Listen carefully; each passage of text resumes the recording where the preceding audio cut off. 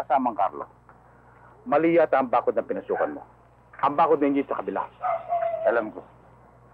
Pero ikaw talaga ang sadya ko. Bakit? Minsan ay nabanggit mo sa akin na hindi usong baril dito sa inyo. Kaya, iniwan ko naman sa bahay. May laman ang sinabi mo. Kung gayon, Carlo, tama ang bakod na pinasukan mo.